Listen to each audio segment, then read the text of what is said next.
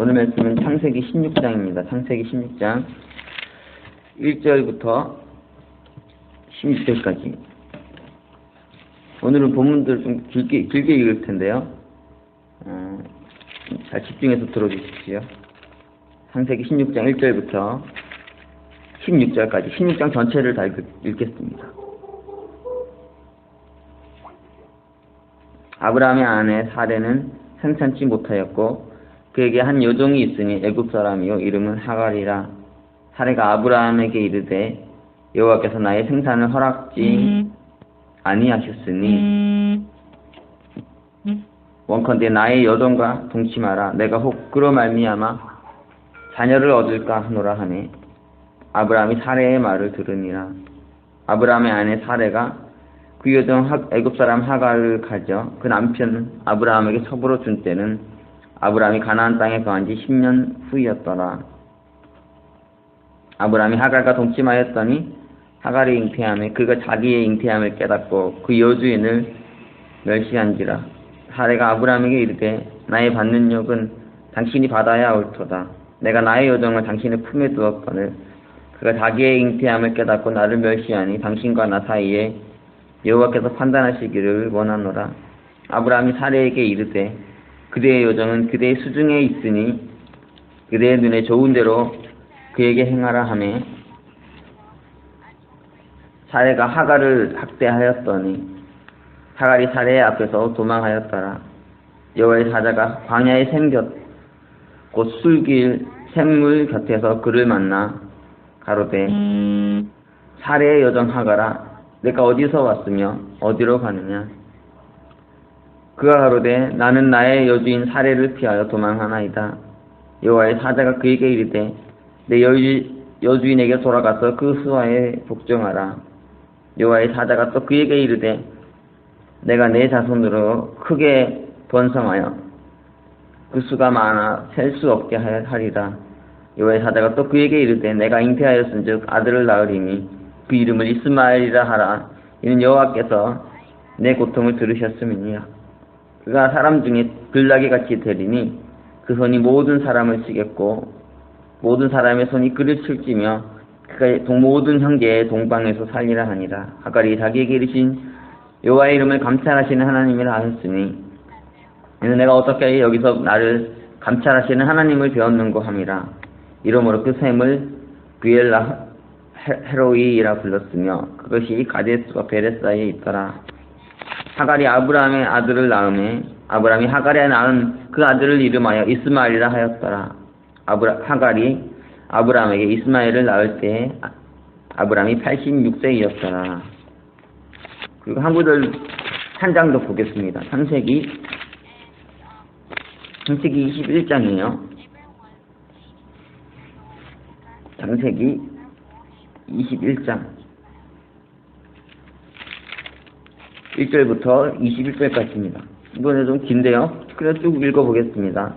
여호와께서 그 말씀하신 대로 사라를 권고하셨고 여호와께서 그 말씀대로 사라에게 행하셨으므로 사라가 잉태하고 하나님의 말씀하신 기한이 미쳐 늙은 아브라함에게 아들을 낳으니 아브라함이 그 낳은 아들 곧 사라가 자기에게 낳은 아들을 이름하여 이삭이라 하였고 그 아들 이삭이 난 지 8일 만에 그가 하나님의 명대로 할례를 행하였더라.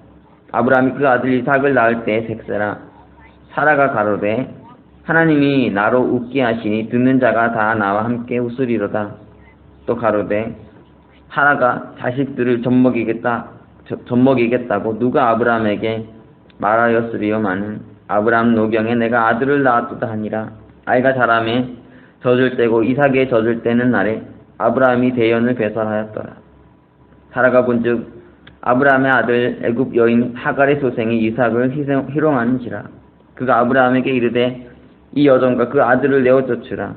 이 여종의 아들은 내 아들 이삭과 함께 기업을 얻지 못하리라 하매 아브라함이 그 아들을 위하여 그 일이 깊이 근심이 되었더니 하나님이 아브라함에게 이르시되 내 아이나 내 여종을 위하여 근심치 말고 사라가 내게 이른 말을 다 들으라. 이삭에게서 나는 자라야 내 씨라 칭할 것임이니라. 그러나 여종의 아들도 내 씨니 내가 그로 한 민족을 이루게 하리라 하신지라. 아브라함이 아침에 일찍이 일어나 떡과 물 한 가죽 부대를 취하여 하갈의 어깨에 메워주고 그 자식을 이끌고 가게 하매 하갈이 나가서 브엘세바 들에서 방황하더니 가죽 부대에 물이 다한지라 그 자식을 떨기 나무 아래 두며 가로되 자식이 죽는 것을 참아 보지 못하겠다 하고 살 한바탕쯤 가서 마주 앉아 바라보며 방송대곡하니 하나님이 그 아이의 소리를 들으심으로 하나님의 사자가 하늘에서부터 하갈을 불러 가라사대 하갈아 무슨 일이냐 두려워 말라 하나님이 저기 있는 아이의 소리를 들으셨나니 일어나 아이를 일으켜 내 손으로 붙들라 그로 큰 민족을 이루게 하리라 하시니라. 하나님이 하갈의 눈을 밝히심에 샘물을 보고 가서 가죽 부대에 물을 채우다가 그 아이에게 마시웠더라. 하나님이 그 아이와 함께 계심에 그가 장성하여 광야에 거하며 활 쏘는 자가 되었더니 그가 바람 광야에 거할 때 그 어미가 그를 위하여 애굽 땅 여인을 취하여 아내를 삼게 하였더라. 아멘. 오늘 말씀은 여러분이 무슨 사건인지를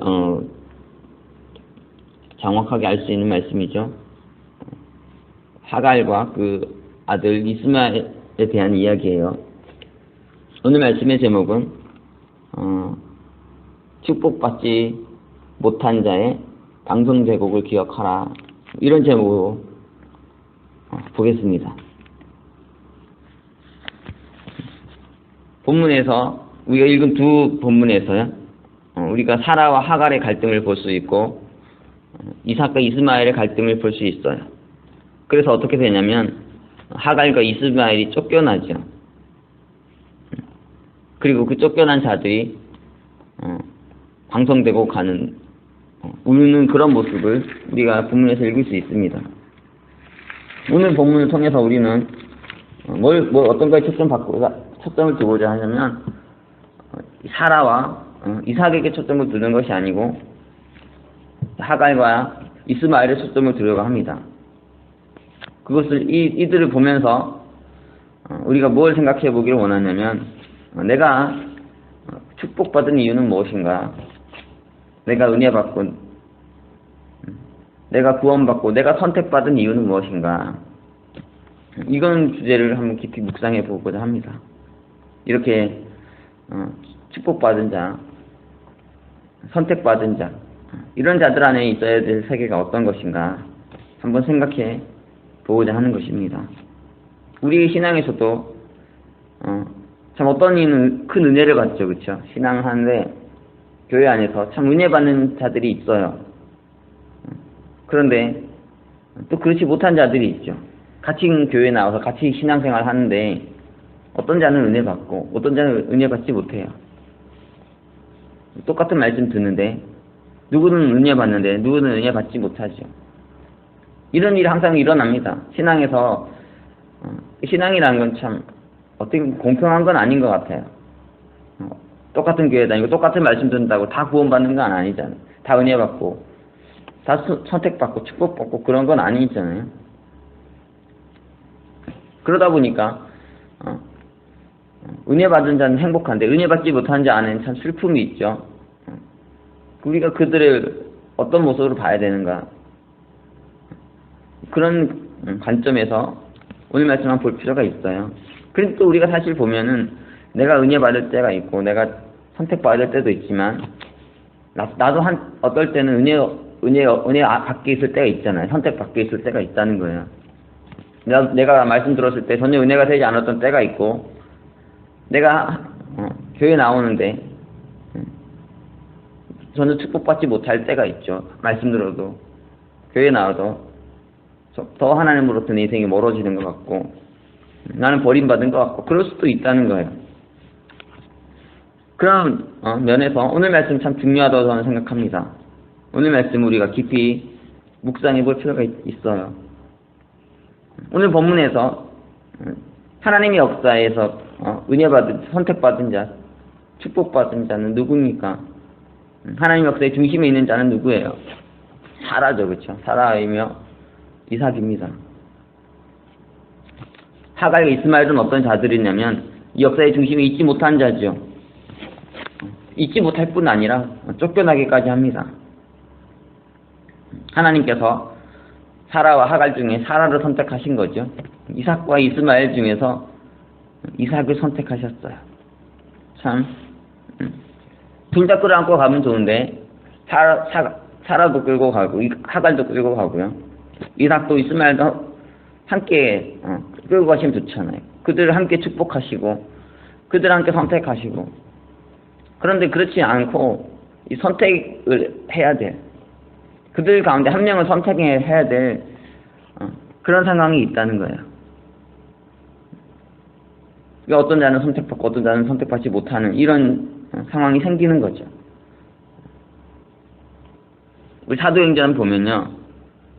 사도행전에서 여러분이 전반부에는 베드로나 아주 중요한 인물이 나오지만 후반부로 가면은 바울이 등장하죠. 바울이 등장해서 그의 선교의 기록들이 쭉 기록되어 있습니다. 그런데 사실은 사도 바울은 처음부터 원래 혼자 사역했던 사람은 아니었어요. 그는 사도행전 쭉 보면 바나바라는 사람과 사역을 같이 했죠. 처음에는 1차 선교 여행은 둘이 같이 떠난 여행이었어요. 그런데 이후에 완전히 갈라서가지고 바울과 바나바가 다른 길로 가게 되죠. 하나님께서 바울과 바나바 중에 한 명을 선택해야 되는 그런 상황이 오게 된 거예요.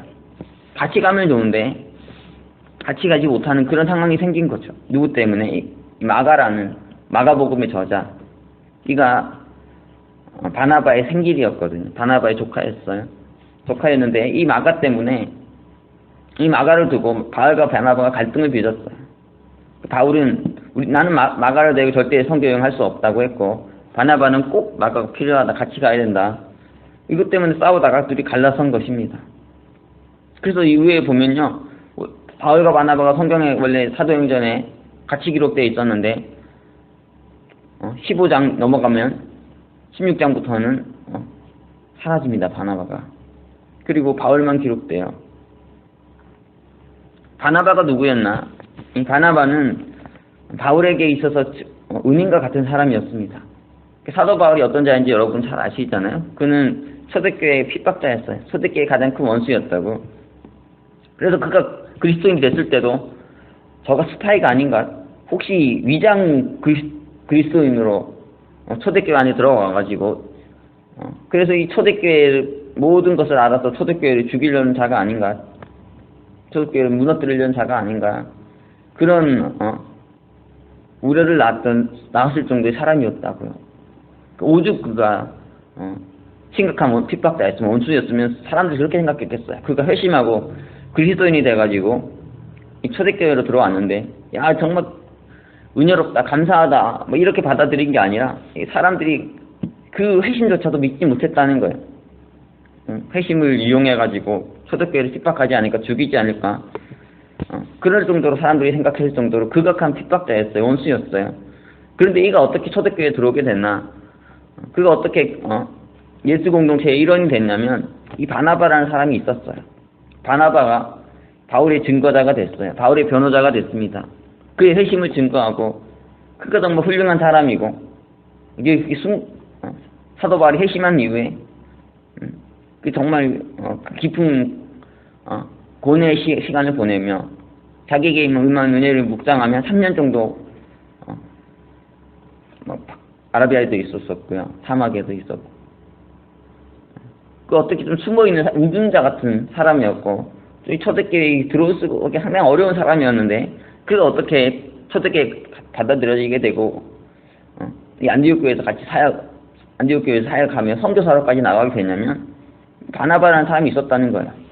이 바나바 없는 바울은 생각할 수 없어요. 그렇기 때문에 바울 없는 바나바는 가능했지만 바나바 없는 바울은 불가능했다는 거예요. 그러니까 이 바울에게 있어서 바나바는 자기 영적인 스승 같은 자다, 영적인 아버지, 어머니 같은 자였어요. 그런데 사도 바울도 한 성격이 있었던 것 같습니다. 아주 그 안에 분명한 소신이 있었고 생각이 있었고, 이게 아주 강력한 사람이었어요. 그냥 이런들 어떠리 저런들 어떠리 그냥 화목하게 이렇게 부드럽게 가는 사람이 아니라 좀 대쪽 같은 이런 게 있었던 사람인 거죠.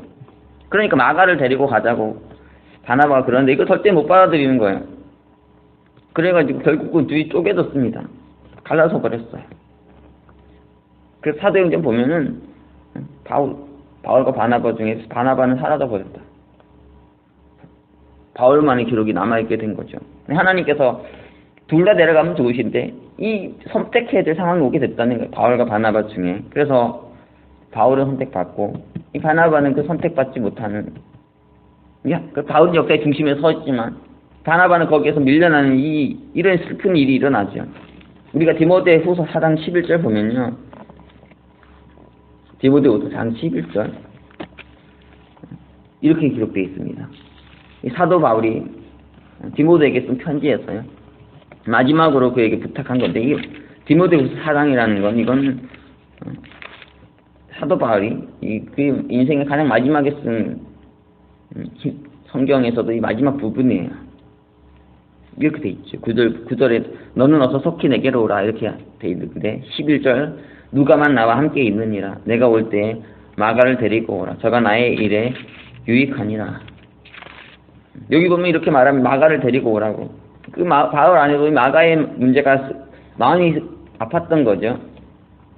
그리고 그 바나바와의 그 문제가 마음이 아팠던 것 같아요. 마가를 데리고 오라고 한다고요. 그런데 여기에서도 뭐라고 하냐면 이 바나바를 데리고 오라는 말은 없죠. 바나바가 벌써 죽었기 때문에 어떤지 알 수 없지만 바나바는 어쨌든 사라져 버립니다. 이 성경 보면요, 이 슬픈 일들이 많아요. 슬픈 기록들이 많다고. 하나님 역사, 이 역사가 진행되고 이뤄가는 데 있어서 선택받는 자가 있고 선택받지 못하는 자가 있고요. 역사의 중심에 서는 자가 있고 중심에 서지 못하는 자가 있다는 거예요. 참 안타까운 일이죠. 누구는 역사에 기록되는데 누구는 역사에서 사라지는 이런 일이 있습니다. 하나님께서도 당신의 역사를 열어가시는데 모든 자를 선택하시고 모든 자를 데려가면 좋지만 그 중에 하나를 선택해야 될 이런 상황이 있어요. 이것이 하나님 안에는 참 슬픔이죠. 하나님은 고통이에요. 우리가 하나님의 사랑의 보편성 우리가 잘 압니다. 하나님의 사랑은 어떠냐면은 원수까지도 사랑하시는 사랑이라는 거예요. 차별이 없어요. 이 사랑엔 차별이 없어가지고 이방이나 유대인이나 믿는 자나 믿지 않는 자나 그 해가 동일하게 모든 사람에게 비치고 비가 모든 사람에게 내리는 것처럼 하나님의 사랑에도 이런 보편성이 있다는 거예요. 그런데 또 성경 보면 어떠냐면 그 보편성만 있는 게 아니라 특수성이 있습니다. 아주 특수한 사람에게만 더 큰 하나님의 사랑과 은총이 주어지는 이런 상황이 만들어져요. 하갈과 이스마엘보다는 이 사라와 이삭에게 더 큰 사랑이 주어지잖아요. 바울과 바나바가 있는데 누가 여기서 바나바를 함부로 선택받지 못한 자를 하겠습니까? 함부로 누가 바나바에서는 저주받은 인생이라 하겠냐고요. 그 얼마나 위대한 믿음의 인물입니까? 하지만 여기서도 또 분명한 건 하나님의 선택이 있었어요. 하나님께서 이 바울과 이 바나바 중에서 바울을 선택했잖아요. 세상에서도 이런 말이 사람들 많이 합니다. 왜 예수 믿어야만 구원받냐? 왜 그리스도인만 구원받냐? 그러니까 예수 안 믿는 자는 다 버리냐? 다 지옥 가냐? 이 하나님 역사에서 말이에요. 하나님의 사랑이 있잖아요. 모든 자를 향해서 미치는 사랑이 있어요. 모든 자가 구원받기로 하는 하나님의 이 보편적인 사랑. 그런데 또 동시에 또 뭐가 있냐면 예수 믿는 자만 구원받는다는 이게 참 어려운 참 하나님의 사랑을 오해하게 만들고 하나님의 사랑을 이해할 수 없게 만드는 이 좀 슬픈 일이 일어난다는 거죠. 예수 안 믿는 자는 뭡니까? 그 축복받지 못한 자들, 그 구원받지 못한 선택받지 못한 자들은 어떻게 해야 되냐는 이것이 죄로 인해 열려진 비극의 세계죠. 이 슬픔의 세계라는 거예요. 하나님 역사, 구원의 역사는 이 나간 역사 속에서 하나님 모두 사랑하시지만 그 가운데 누군가를 선택하셔야 되는, 누군가를 축복하셔서 그들을 중심의 역사를 열어가셔야 되는, 모두를 다 끌고 갈 수 없는 이런 문제가 생긴다는 거예요. 우리가 대학교를 간다고 해봐도 돼요. 대학교 가는데 모든 학생들을 다 받아주진 않아요. 어떤 기준을 요구하고 그 기준에 부합하는 자만 대학교에 가잖아요. 그런데 어떤 경우는 기준이 안 돼도 받아줄 수도 있어요. 그런데 그렇게 해서 대학교 들어가 보면 들어간 자가 깨닫게 되죠. 아, 내가 들어온 게 비극이었구나. 이거 받아준 대학이 죄를 졌다, 잘못했다는 생각을 하게 되는 상황이 온다는 거예요. 왜냐하면 그 대학에 기준이 있다 보니까 그 기준이 되는 사람이 대학교 들어갈 때 그 그 대학이 되는 거죠. 그런데 그 실력이 안 된 애가 들어가면은 가서 너무 힘들어진다는 거예요. 그래서 아무나 들어올 수 있지만 또 아무나 들어가면 비극적이 되는 세계가 있는 거죠. 하나님의 역사도 마찬가지고 천국도 마찬가지라는 거예요. 누구나 들어오면 좋은데, 그래 누구나 선택받으면 좋은데, 또 그렇게 되면은 그것 때문에 더 힘들어지는 상황이 있다는 거예요. C.S. 루이스가 쓴 천국과 지옥의 이혼이라는 책이 있습니다. 여러분 한번 꼭 읽어보세요.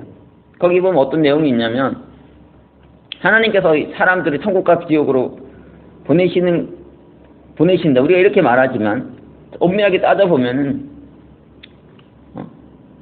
천국 백성은 지옥에 보내도 천국으로 오지만은 지옥 백성은 천국에 보내도 지옥으로 돌아온다는 거예요. 왜냐하면 뭐 술, 담배 마시고 싶은데 술, 담배가 천국에 가는 속도는 아니지만 비유를 들면 이렇게 하겠습니다. 나는 술, 담배가 너무 하고 싶어요. 그런데 천국 가면 술, 담배를 못해. 이렇게 뭔가가 주어졌다 하면 천국 가는 술, 담배 원하는 사람은 천국 가는 게 되게 힘든 일이라고요. 슬픔이잖아요. 차라리 나는 지옥 가더라도 술, 담배 하는 데 가가지고 편하게 사겠다는 생각을 한다는 거죠. 오히려 천국이 천국되지 못하고 내가 받은 구원이 구원되지 못하고 축복이 축복되지 못하는 상황이 와요. 내가 그 기준에 부합하지 못하고 거기에 따라가지 못하면 이런 문제가 생기잖아요. 그러니까 하나님의 이 선택에 있어서 특수성이 있는 거예요. 그게 그 사람들 입장에서는 뭐 저러냐고, 하나님 무죄 쫀쫀하냐고, 쪼잔하고 편협하냐고, 다 받아주면 좋은데, 그런데 실제로 또 그게 아니라는 거예요. 실제로 그래도 보편적으로 다 선택해서 다 들여넣다 보면 그들 안에 이게 더 힘들어지는, 더 비극이 되는 모습이 있다는 거죠. 하나님께서 먼저 선택하시는 이유가 있는 거예요. 먼저 축복을 주시는 이유가 있는 거고, 그 선택의 상황에서 어떤 일을 선택해야 되는 그런 이유가 있는 거죠. 한번 여러분 깊이 묵상해 보십시오. 이 주제에 대해서. 그러면 그것이 하나님 문제인가? 내가 축복받지 못하는, 내가 선택받지 못하는 것, 내가 은혜 받지 못하는, 내가 구원받지 못하는 이 모든 일들이 하나님 때문인가, 나 때문인가? 내가 정말 선택받는다면, 여러분 솔직히 성경 보면요, 예수님의 제자들이, 예수님이 어떻게 살았나 너무너무 잘 기록되어 있어요. 뭐 말 그대로 고난의 삶이었죠. 십자가의 삶이었다고요. 그리고 여러분이 제가 예수님의 제자 됩시다 해도 고개 절레절레 흔든다고요. 왜냐하면은 너무 힘드니까. 그거 따라가려고 생각하면요, 아이고 이거 어떻게 따라갑니까? 저는 그냥 이렇게 살겠습니다. 할 자들이 너무너무 많잖아요. 그 말은 뭐 예수 믿는다고 하지만은 정말 엄밀하게 따지면요, 안 믿는 사람 많잖아요. 그 예수님 제자 되기를 스스로도 원치 않는 자들이 많다. 그 정도까지는 내가 못 살겠어요. 그 정도까지는 못 미치겠어요. 사실 이게 정직하지 않습니까? 그러니까 하나님의 이 선택, 하나님의 은혜에 있어서 참 이해할 수 없는 많은 일이 있지만 그것을 하나님의 문제라만 보기보다는 우리가 우리의 문제를 봐야 되는 거야. 내가 정말 선택의 조건이 있어야 된다는 말이 아니고, 그 준비된 자가 어떤 훈련된 자가 축복받을 때 그 선택이 참 행복한 거지. 그거 안 돼 있으면 참 고생스럽다는 거죠.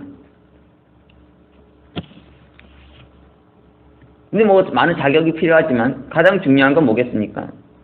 믿음이죠. 믿음과 순종과 그리고 사랑을 가지고 이 길을 갈 수 있는 그런 마음의 각오가 돼 있어야 되는 거예요. 그런 것이 돼 있지 않으면 힘든 길이죠. 어려운 길이라는 거예요. 어쨌든 하나님 선택이 있습니다. 하나님께서 어떤 상황, 어떤 시대에 누군가를 선택해야 돼.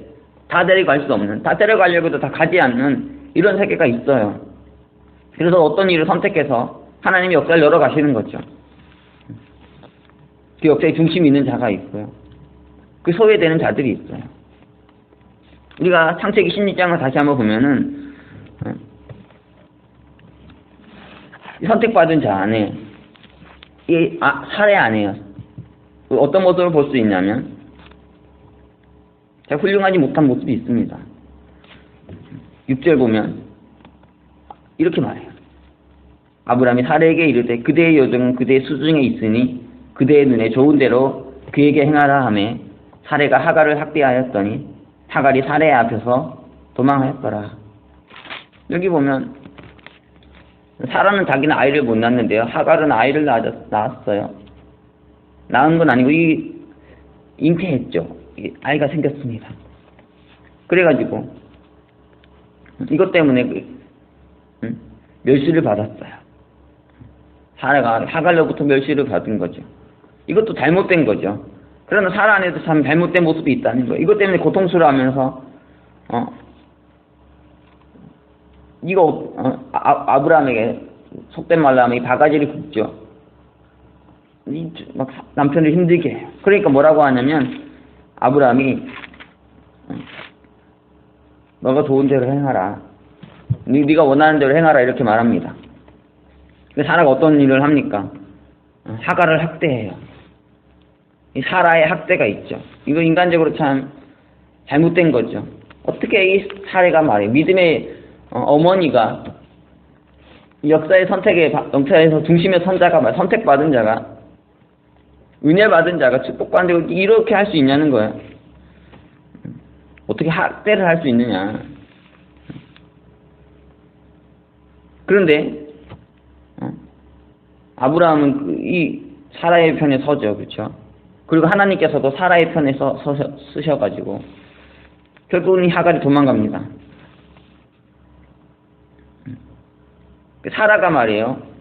이렇게 생각할 수 있어요. 사라가 좀 큰 인물이었으면 좋았을 텐데 참 이 하갈도 자기를 멸시하고 비웃는다 하더라도 그런 하갈까지도 품고 갈 수 있는 사람이면 참 좋았겠는데 근데 그렇지 못했죠. 그렇죠? 그렇지 못했어요. 자기를 멸시한다고 그것 때문에 힘들어하고 그래가지고 이 하갈을 학대합니다. 학대해가지고 그래서 결국은 하갈이 도망가는 이런 상황이 발생했어요. 이게 사람의 한계가 있는 거죠. 사라도 그가 정말 모든 면에서 훌륭해가지고 선택받은 게 아니었고 축복받은 게 아니었고 그 안에 참 훌륭한 게 있었지만 너무너무 부족한 모습이 있었어요. 그 안에 한계가 있었다고. 그래서 이 자기의 여종을 학대해가지고 쫓아내는 이런 비극이 일어나게 되죠. 저도 목회자잖아요. 목회자이기 때문에 어떤 면에서 보면 선택받은 자죠. 어떤 면에 봐도 은혜 받은 자고요. 역사의 중심에 있는 자 중에 하나이죠. 그런데 그리스도인들도 마찬가지고요. 그리스도인들 보면 문제가 많죠. 죄인이고 선택받았다 하지만 은혜 받았다 하지만 보면은 참 세상 사람보다 못한 모습이 있을 수 있다는 거예요. 한계가 있어요. 그런데 하나님은 어떠냐면 그래도 이런 자를 선택해서 쓰실 수밖에 없는 참 슬픈 상황이 있는 거죠. 다 쓰면 좋은데 그 중에 누군가를 선택해야 되는데 그렇게 선택받은 자 안에도 참 죄악된 모습이 있다는 거, 잘못된 모습이 있고 그래서 그런 사람 쓰려고요. 저 같은 사람 쓰려고 저를 이 교회에서 하나님 나라의 역사에서 저를 쓰려고 말이에요. 하다 보니까 저 때문에 피해를 보고 상처받는 분들이 생기는 거예요.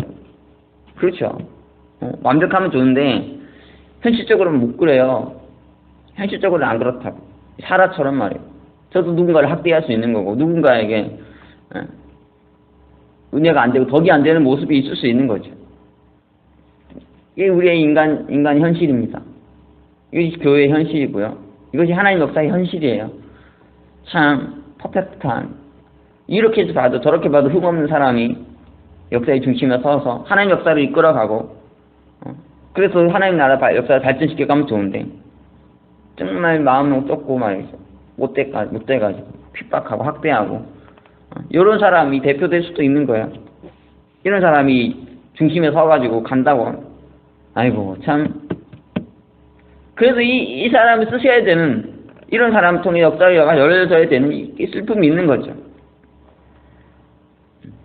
사라가 문제가 있죠. 하갈에게도 문제가 있었지만 사라에게도 문제가 있고요. 인간이 죄인이다 보니까 다 문제가 있어요. 다 보면 근데 성경은 그래서 뭘 말하냐면 사라가 학대한 것 이것에 초점을 두진 않습니다. 비록 사라가 이렇게 학대하더라도요. 못됐게 하더라도 하갈 너가 중심을 이 역사의 중심이 가치를 알고 소중함을 알고 너가 여기서 어떻게든 중심에 남아서 이 역사를 읽고 가려고 붙들고 가려고 몸을 쳐야 된다는 거예요. 그래서 9절 보면은 창세기 16장 9절 보면 이렇게 말합니다. 여호와가 사다가 그에게 이르되 이 하갈에게 이르는 것도 도망가는 하갈에게 이르는 거예요. 내 여주인에게로 돌아가서 그 수하에 복종하라. 이 말도 안 되는 요구를 하시는 거예요. 네 여주인에게 돌아가가지고 그 수하에 복종하라는 거예요. 이 무슨 말도 안 되는 요구냐고요. 지금 얼마나 핍박하는데 얼마나 학대하는데 그래가지고 도망갈 수밖에 없는 처지인데 말이에요. 그런데 이 하나님의 사자가 와가지고 뭐냐면은 그래도 그 여주인한테 돌아가가지고 그 수하에 복종해야 된다는 거예요. 그 여주인 때문이 아니고 하나님의 선택의 불가피성 때문이죠. 하나님 역사의 어떤 불가피성 때문이라고. 하나님 역사는 가야 되는데 완벽한 사람은 없고요. 누군가는 그 세워서 가야 되는 거야. 누군가는 그 역사를 끌고 가야 되고 누군가는 선택을 받아야 되잖아요. 그러니까 그 비록 그를 통해서 어떤 불의한 어떤 리더를 통해가 대표를 통해가 역사가 열어가더라도요. 그 여기로 돌아가야 된다는 그 사람 때문이 아니라 하나님 역사가 그를 통해 흘러가고 있으니까 중심이 거기 있으니까 그 교회가 부조리해 보이더라도 그리스도인이 부조리해 보이더라도 거기로 돌아가야 된다는 거예요. 그리고 거기에 기분 나쁘고 슬프더라도 거기 복종하면서 가야 된다는 거죠. 이 몸부림이에요. 사실 참 너무 이 말씀이 실감나게 다가오지 않습니까? 저 대하는 많은 성도님들이 이런 생각 하실 거예요. 야, 참 치사하다 진짜 더럽고 치사한데 내가 여기 이렇게 있어야 되냐고 막 이런 생각 할 수 있잖아요. 그런데 성경이 뭐라고 하냐면 내 여주인에게로 돌아가서 그 수하에 복종하라는 거예요. 그 목사가 있는 교회 그 교회에 돌아가가지고 거기에 복종하라. 뭐 이런 말씀이 있습니까? 뭐 이렇게 아이러니하고요. 말도 안 되는 그러나 이 인간적으로 되면 안 되고 인간적으로 생각하면 안 돼. 인간적으로 판단하면 안 되고요. 그래서 돌아가야 된다고. 돌아가서 거기에 복종하면서 왜 그 사람 때문이 아니라 하나님 역사가 거기 있으니까 하나님 역사의 중심이 그곳에 있으니까 어찌하든지 그 역사에서 중심에 살아남아야 된다는 거죠. 교회가 싫다고 그리스도인이 부조리하다고 뛰쳐나가가지고 그렇게 되면은 우리 인생만 힘들어지는 거죠. 우리 인생만 하나님으로부터 중심으로부터 멀어지는 이 비극이 생기는 거예요. 하나님께서도 그러니까 말씀하시는 거예요. 돌아가서 복종하라고. 참. 한번 우리가 이 말씀을 깊이 묵상해 볼 필요가 있습니다. 물론 죄인이지만요. 물론 뭐 너무너무 문제가 많지만 그래도 사라 안에 참 훌륭한 게 있잖아요. 그렇죠? 제가 말하지 않아도 사라가 어떤 여인인지는 여러분들이 아실 거예요. 믿음의 조상 아브라함의 아내였고 이삭을 낳은 여인이죠. 믿음의 불가능한 상황 속에서 믿음을 세워가지고 그 믿음으로 말하면 축복받은 여인이었어요. 이삭을 낳은 여인이었다. 그 안에 참 훌륭한 게 있잖아요. 비록 너무너무 죄악된 모습이 있고 잘못된 모습도 있지만은 너무너무 훌륭한 모습이 있어요. 우리도 마찬가지입니다. 교회 안의 문제, 성도 안에 있는 문제, 리더 안에 있는 문제 거기에만 너무 초점을 두지 말고 그 안에 있는 귀한 걸 봐야 되죠. 그리고 그 모두를 넘어서서 하나님의 역사를 봐야 된다고요. 이 역사를 끌고 가 하나님의 섭리 주권을 우리가 주목해야 되는 거죠. 그런데 이 하갈은 여기서 도망갑니다. 창세기 21장에서도 마찬가지예요. 이삭과 이스마엘이 있는데 둘이 갈등이 발생합니다. 결국은 갈라설 수밖에 없는 상황이 됐어요. 그래서 하갈과 이삭이 도망가는 상황이 발생하고 쫓겨납니다. 여기에서도 이 하갈과 이스마엘이 도망가면 안 됐어요. 어떻게든 살아남아가지고 여기 복종하고 여기를 따라가려고 몸부림쳤어야 됐다는 거죠. 그래서 그들은 결국 도망가고 말았다고. 그들은 결국 거기서 그 아브라함에게서 하나님께서 선택하신 그 시대의 대표에게서 멀어지는 이 길을 선택한 거죠. 그래가지고 결국에는 비극적인 역사가 열려지게 된 거예요. 오늘날 여러분 아시겠지만 이스마엘 누굽니까? 이스마엘 후손이 누굽니까? 무슬림들이잖아요. 이게 참 슬픈 일이라고. 그 무슬림이라는 게요.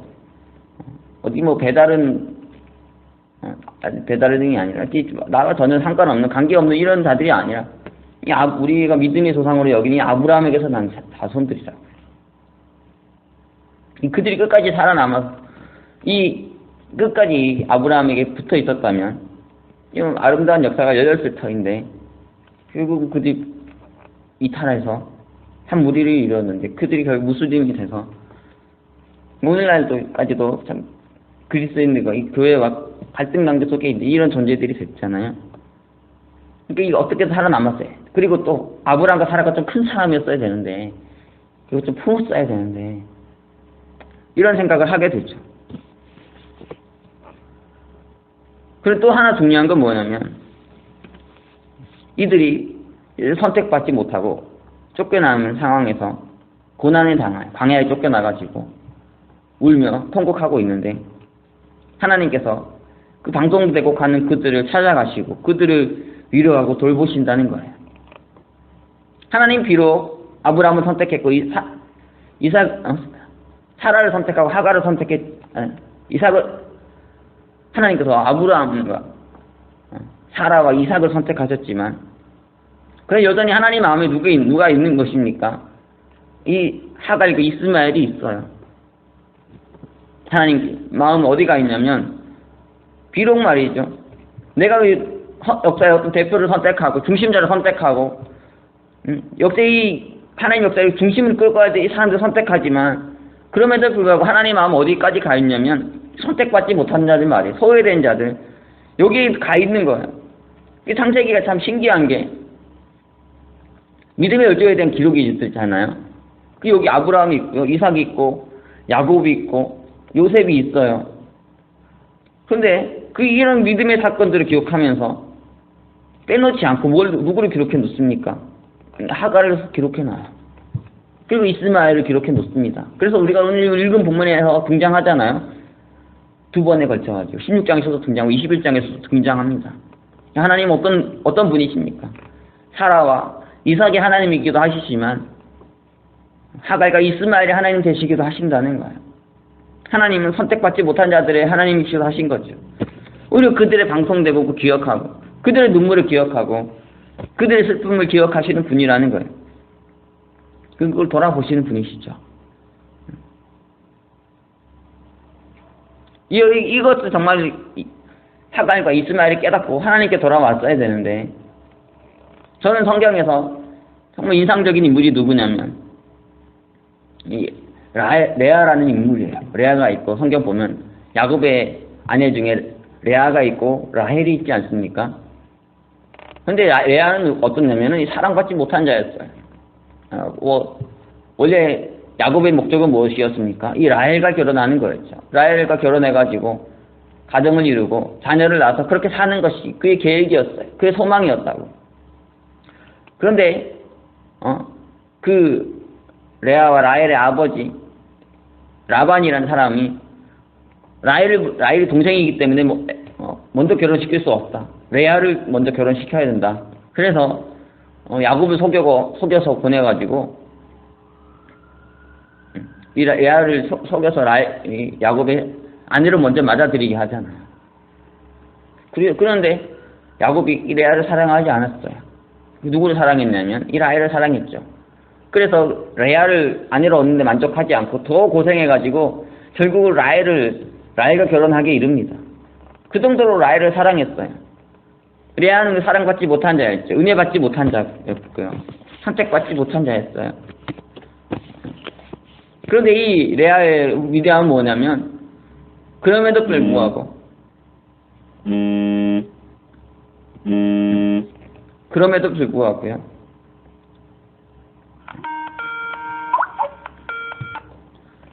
어떠한 모습이 있습니까? 끝까지 그 야곱의 가문에 남아서 거기에 붙어가지고 많은 믿음의 아들들을 낳아요. 이스라엘의 12지파 중에 12아들 중에 2명 빼고 그리고 라헬 아들 2명 그리고 여동들이 낳은 아들 빼면 대부분은 이 레아가 나왔잖아요. 그리고 그 레아의 가문에서 위대한 인물이 많이 나왔습니다. 유다 지파, 이스라엘이 가장 대표적인 지파였던 끝까지 남아있진 가장 끝까지 생존한 지파가 이 유다 지파였죠. 그리고 제사장 지파인 레위도 거기서 나왔고요. 끝까지 남아서 그 역사를 지켜가려고 문물이 쳤을 때 하나님께서 그 여인을 축복하셔서 정말 많은 정말 많은 아들들을 그녀에게 주셨다는 거예요. 하나님은 라헬의 하나님이기도 하시지만 레아의 하나님이기도 하시잖아요. 하나님은 소외된 자들의 하나님이기도 하신 거예요. 하나님은 유대인만의 하나님이 아니라 이방인의 하나님이기도 되시고 하나님은 그리스도인들만의 하나님이 아니라 불신자들의 하나님도 되시는 거죠. 그들을 돌보기를 원하시고 그들을 구원하기를 원하시고 그들을 축복하기를 원하시고 그들을 다시 하나님께로 돌이키게 하기를 원하시는 그런 분이라는 거예요. 우리가 그러니까 이런 하나님의 아무리가 알아야 되죠. 선택받지 못한 자들 안에 있는 그 슬픔, 눈물, 통고 우리가 그걸 기억하고 비록 우리가 먼저 선택받았지만 먼저 은혜 입었지만 우리가 잘나서 된 건 아니라고요. 하나님이 우리를 선택할 수밖에 없고 어떤 상황이 있으니까 우리가 구원받아야 될 상황이 있으니까 우리 먼저 구원하신 거 아니겠습니까? 그러나 성경이 아브라함 그 믿음의 가문만 기록해 놓지 않은 것처럼요. 사라와 이삭에 대해서만 기록하지 않은 것처럼 하갈과 이스마엘을 기록하고 있는 것처럼 이 기록이 우리에게 주는 이 메시지 우리가 읽어야 됩니다. 선택받지 못 소외된 자들 그리고 우리가 무시하면 안 되고 우리 하나님 마음을 가지고 그들 품어야 돼요. 그들을 하나님께 돌아오게 해야 되고 그래서 그들이 우리 도망가거나 우리가 그를 쫓아내는 이런 일이 아니라 그들을 어떻게든 품어서 변화시켜서 이 하나님 역사에 함께 가는 하나님 역사를 함께 이루는 그런 동역자들로 우리가 삼아야 합니다. 이것이 하갈과 이스마엘의 기록이 우리에게 주는 중요한 메시지 중에 하나입니다. 우리가 오늘 말씀 다시 한 번쯤 깊이 묵상해 볼 필요가 있는 말씀이라고 생각합니다. 아주 무거운 주제지만 이 말씀 한번 깊이 묵상하시면서 우리가 어떻게 살아야 되는가, 구원받은 자들이 선택받은 자 어떻게 살아야 되는가, 또 내가 구원받지 못 선택받지 못했다면 내가 축복을 지금 받지 못하고 은혜 밖에 있는 자라면 어떻게 해야 되는가, 그것에 대한 깊은 깨달음을 얻는 그런 말씀이 되기를 기도합니다. 그러면 기도하고 마치겠습니다. 사랑해 주님, 오늘 사라와 이삭에게 쫓겨 울며 광야를 방황할 수밖에 없었던 사라와 하갈과 이스마엘의 그 슬픈 이야기를 우리가 보았습니다. 하나님께서 누군가를 선택하시고 누군가를 선택하지 못하시는 이 역사의 비극, 이 슬픔을 우리가 함께 보았습니다. 주님, 우리가 어떻게 살아야겠습니까? 하나님은 아브라함과 사라와 이삭, 그 믿음의 가문만 주목하시고 그분만 돌보시는 분이 아니라 하갈과 이스마엘까지도 돌보시는 분이심을 우리가 보았습니다. 우리가 이 말씀이 주는 엄중한 깊은 무거운 메시지를 잃지 않게 도와주시고 어찌하든지 이 하나님 마음 가지고 하나님의 은혜 밖에 있는 자들, 선택받지 못한 자들, 축복받지 못한 자들을 사랑으로 섬기고 돌볼 수 있게 하여 주시고 그들보다 더 낮아져서